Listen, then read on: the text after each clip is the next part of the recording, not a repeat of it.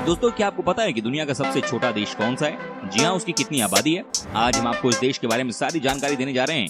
दोस्तों, ये देश बहुत छोटा है लेकिन यहाँ के लोगों का दिल बहुत बड़ा है, तभी तो इसे मोस्ट रोमांटिक कंट्री भी कहा जाता है। दुनिया की कई ऐसी चीजें यहाँ पर देखने को मिल जाती हैं जो कहीं और आप नहीं देख सकते, जैसे कि लैटिन लैंग्वेज का एटीएम।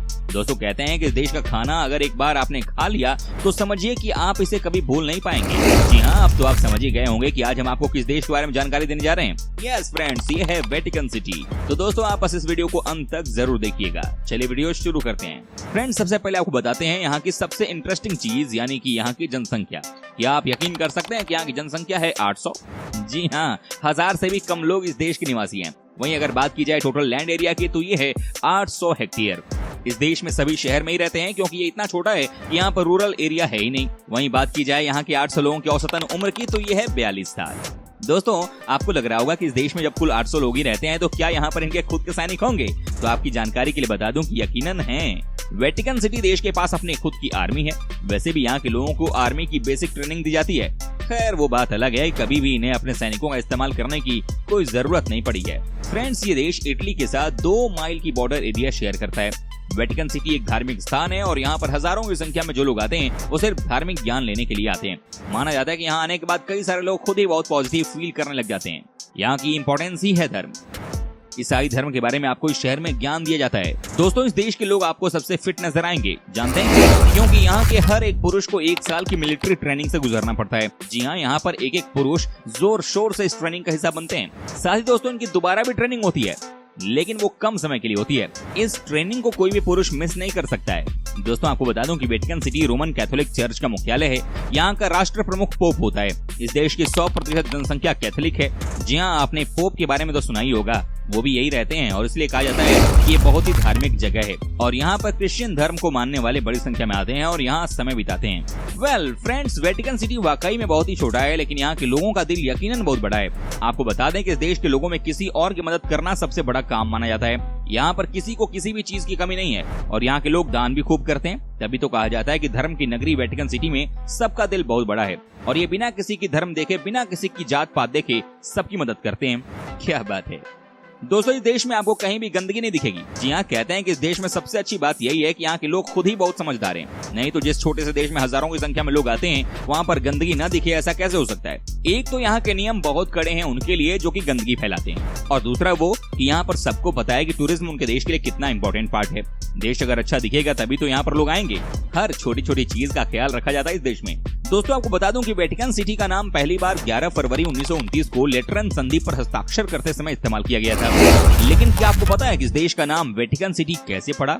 जी हाँ, ये भी मैं आपको बता देता हूँ। दोस्तों, इसका नाम वेटिकन हिल्स की वजह से वेटिकन सिटी रखा गया था। क्या बात है। कहते हैं कि 11 फरवरी 1929 के बाद से इस देश ने कभी पीछे मुड़कर नहीं देखा। जी हाँ, छोटे से देश ने कई बड़े देशों को इंस्पायर किया है। दोस्तों, इस देश के लोगों के बीच में वाइन पीने का बड़ा शौक है। यहाँ के लोग दुनिया में सबसे ज्यादा वाइन पीने वाले माने जाते हैं। क्या आप सोच भी सकते हैं कि एक वेटिकन सिटी का आदमी 1 साल में कितना वाइन पी जाता होगा? आज हम आपको बताते हैं, और वो है 55 लीटर। क्या बात है। कहते हैं कि यहाँ के लोगों के लिए वाइन खूब सारा पीना आम बात है। यहाँ हर कोई रात को खाने के बाद या खाने के साथ में रेड या व्हाइट वाइन जरूर लेते हैं। कहते हैं कि यहाँ पर रेड वाइन को मेडिसिन के रूप में ट्रीट किया जाता है। दुनिया के सबसे खुशहाल देश में से एक माना जाता है वेटिकन सिटी। यहाँ पर कोई भी गरीब नहीं है। यहाँ पर सबके पास सब कुछ है जिसकी मदद से वो अपनी लाइफ को अच्छे से जी सकता है। यहाँ पर सबके पास जॉब है, सब किसी न किसी काम में इन्वॉल्व हैं और सबसे अच्छी बात यह है कि सबकी सब मदद करते हैं। दोस्तों, आपको बता दूं कि मेडिकल फैसिलिटी के लिए ये देश दुनिया के सबसे टॉप क्लास कंट्री में गिना जाता है। जी हाँ, कहते हैं कि इस देश में किसी को अगर हेल्थ रिलेटेड कोई भी परेशानी होती है तो उनका इलाज फ्री ऑफ कॉस्ट होता है। यहाँ पर एजुकेशन भी फ्री है।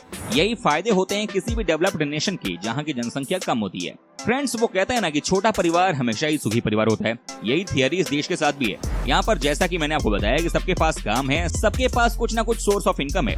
साथ ही साथ यहाँ के लोग बहुत ही स्वस्थ माने जाते हैं। कहते हैं कि यहाँ के लोगों की औसतन उम्र जो होती है वो 80 के आसपास होती है और सबके सब मैक्सिमम टाइम अपनी लाइफ में फिट ही रहते हैं। इसके पीछे यहाँ की लाइफस्टाइल है। दोस्तों, माना जाता है कि यहाँ के लोगों को दिन में 1 या 2 बार अपने शरीर पर तो ध्यान देना ही है। यहाँ के लोगों के बीच में योग बहुत फेमस है। जी हाँ, यहाँ पर आपको हर एक इंसान सुबह पार्क में कसरत करते हुए दिख जाता है। यहाँ पर लोग साइकिल से ही यात्रा करते हैं ताकि अपने आप को फिट रख सकें। वेटिकन सिटी भी सिंगापुर की तरह ही शहर राज्य यानी कि सिटी स्टेट है। जी हाँ, दोनों देशों में सिमिलरिटी भी बहुत देखने को मिलती है। जी हाँ, ये दोनों ही बहुत तरक्की कर चुके हैं। माना जाता है कि वेटिकन सिटी में आप कहीं भी चले जाइए, आपको हर जगह रॉयल वाली फीलिंग्स आती है। इसे बनाया गया इतने शौक से कि यहाँ का हर चीज ही खूबसूरत है। दोस्तों, अब तक आपने सुना होगा कि किसी देश में एक या दो ही जगह ऐसी होती हैं जो यूनेस्को वर्ल्ड हेरिटेज साइट होती हैं।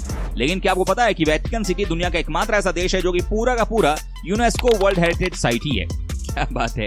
एक्चुअली इस देश की हर जगह हिस्टोरिकल है, इसीलिए इस देश को ही यूनेस्को वर्ल्ड हेरिटेज साइट मान लिया गया है। दोस्तों, ये बहुत ही छोटा सा देश है, लेकिन यहाँ के लोगों के बीच में हॉलीवुड का भयानक क्रेज है। जी हाँ, यहाँ पर हॉलीवुड की कई सारी फिल्मों की शूटिंग हुई है। यहाँ पर हॉलीवुड के कई सारे स्टार आए हैं और सबसे इम्पोर्टेंट बात यह है कि यहाँ के लोग हॉलीवुड को बहुत लाइक करते हैं। तभी तो कहा जाता है कि वेटिकन सिटी के लोग धार्मिक भी हैं और थोड़े फिल्मी भी हैं। वाह, क्या कॉम्बिनेशन है। क्या आप यकीन कर सकते हैं कि इस देश में हर एक इंसान अच्छा फुटबॉलर है? जी हाँ, ये है यहाँ की रियलिटी। माना जाता है कि यहाँ के लोग भी फुटबॉल के बड़े फैन होते हैं। इनकी अपनी टीम भी है जो कि कई देशों से बेहतर है। साथ ही आपको यहाँ पर लोग वॉलीबॉल के प्रेमी भी मिलेंगे। फ्रेंड्स, इस छोटे से देश के लोग सोशल मीडिया पर धमाल बहुत मचाते हैं। जी हाँ, यहाँ के सभी लोग किसी न किसी सोशल मीडिया प्लेटफॉर्म पर आपको जरूर नजर आ जाएंगे। कहा जाता है कि लोग अपनी फीलिंग्स इन्हीं प्लेटफॉर्म पर शेयर करते हैं। अगर ये नाराज हैं तो भी और अगर ये गुस्से में हैं तो भी, लेकिन एक्टिव होते हैं ये सोशल मीडिया प्लेटफॉर्म पर। फ्रेंड्स, एक सर्वे में पता चला है कि इस देश के लोग बहुत ही इमेजिनेटिव होते हैं। जी हाँ, जिसे हम कहते हैं कि बैठे बैठे ही सपने देखने वाले। क्या बात है। आपको बता दूं कि ये खुली आंख से सपने देखने के लिए जाने जाते हैं, लेकिन इसका एक फायदा भी होता है और वो कि ऐसे लोग हद से ज्यादा क्रिएटिव होते हैं। इसीलिए फ्रेंड्स कहते हैं कि इस देश के लोग भी बहुत ज्यादा क्रिएटिव होते हैं। एक से एक आइडियाज इनके मन में आते रहते हैं। दोस्तों, क्या आपने यहाँ के वेटिकन म्यूजियम के बारे में सुना है क्या? अगर नहीं तो आपको बता दूं कि माना जाता है कि यहाँ पर इतनी सारी पेंटिंग्स रखी हुई हैं कि अगर एक पेंटिंग को देखने के लिए यहाँ किसी को 1 मिनट का समय दिया जाए तो समझिए कि टोटल पेंटिंग को देखने में कम से कम 4 साल का वक्त आपको लग जाएगा। सोचिए कि यहाँ पर कितनी सारी पेंटिंग्स रखी गई हैं। क्या बात है। यही वजह है कि एक साल में इस म्यूजियम को देखने के लिए कम से कम 5 से 7 लाख लोग आते हैं। दोस्तों, ये बात तो आपको पता ही होगा कि दुनिया का हर देश ऑलमोस्ट यूएन यानी कि यूनाइटेड नेशन का सदस्य है। लेकिन आपको बता दूं कि वेटिकन सिटी उन चुनिंदा देशों में से एक है जो कि यूनाइटेड नेशन का सदस्य नहीं है। साथ ही दोस्तों, आपको बता दूं कि 7 जून 1929 को इस देश ने अपना फ्लैग अपनाया था। आपको बता दूं कि वेटिकन सिटी में जेल नहीं है और केवल एक न्यायाधीश है। जिन लोगों को किसी अपराध का दोषी ठहराया जाता है उन्हें पड़ोसी देश इटली भेज दिया जाता है। जी हाँ, ये है यहाँ की रियलिटी। कहा जाता है कि जो भी क्राइम करते हुए पकड़ा गया उसे आराम से इटली भेज दिया जाता है और वहीं के जेल में उसे सजा काटनी होती है। दोस्तों, एक चीज जो कि देश में अच्छी नहीं है वो है यहाँ का क्राइम रेट। जी हाँ, कहा जाता है कि यहाँ पर छोटे मोटे अपराध कई बार हो जाते हैं, जैसे चेन खींचकर भागना या पॉकेट काटकर चले जाना। हालांकि यहाँ पर इस क्राइम को रोकने के लिए बड़े लेवल पर काम चल रहा है और इसमें इम्प्रूवमेंट भी देखने को मिल रहा है। दोस्तों, यहाँ 90% लोग लव मैरिज ही करते हैं। जी हाँ दोस्तों, यहाँ प्यार का बुखार साफ नजर आता है। यहाँ के लोग वैसे ही प्यार करने के लिए जाने जाते हैं और बड़े ही लॉयल होते हैं। आपको यकीन नहीं होगा, लेकिन यहाँ फर्स्ट लव के साथ शादी करने के मामले 80% से भी ज्यादा हैं। लगता है कि यहाँ के लोग स्कूल कॉलेज में ही प्यार का पाठ शुरू कर देते हैं और वहीं से जीवन साथी की तलाश करते हैं। दोस्तों, इस देश के लोगों का मानना है कि जब भी आप किसी से बात करते हैं तो उनकी आंखों में आंखें डालकर ही बात करें। जी हाँ, नहीं तो यहाँ के लोगों को लगता है कि आप उनके लिए बैड लक की कामना कर रहे हैं। वो कहते हैं ना कि हर देश के लोगों की अपनी अपनी सोच होती है, यहाँ के लोगों की भी अपनी मान्यता है। दोस्तों, आपको जानकारी दे दूं कि वेटिकन सिटी में जन्म के आधार पर नहीं बल्कि देश में की जाने वाली नौकरी या कार्यालय के आधार पर नागरिकता प्रदान की जाती है। वेटिकन सिटी में कोई अस्पताल नहीं है, इसलिए व्यवहारिक रूप से वहाँ कोई पैदा ही नहीं होता। वहीं वेटिकन सिटी में अपनी नौकरी के आधार पर नागरिकता प्राप्त करने वाले नौकरी जाने पर अपनी नागरिकता गंवा भी देते हैं। ऐसा होने पर वे अपनी मूल नागरिकता में वापस लौट जाते हैं। कोई नागरिकता न होने पर उन्हें इतालवी नागरिकता मिलती है। दोस्तों, इस देश का खाना भी कमाल का होता है। यहाँ पर ब्रेड से बनी हुई बहुत सारी चीजें आपको खाने के लिए मिल जाती है। कहते हैं कि यहाँ का पिज्जा हो या पास्ता, अलग ही लेवल का स्वाद होता है। तो आप जब भी जाएं आप इसका स्वाद जरूर लें। दोस्तों, उम्मीद करता हूँ कि आपको हमारा ये एपिसोड पसंद आया होगा। साथ ही दोस्तों, अगर आपको इस वीडियो पर कोई राय देनी है तो आप हमें कमेंट कर सकते हैं। हमें आपके कमेंट का रहता है इंतजार। और हाँ, अगर आप हमारे चैनल पर नए हैं तो प्लीज चैनल को सब्सक्राइब जरूर कर दीजिएगा, क्योंकि हम आपके लिए रोज इस तरह वीडियो बनाते रहते हैं। दोस्तों, अपना ख्याल रखिएगा। मिलेंगे अगले एपिसोड में, तब तक के लिए take care and bye bye.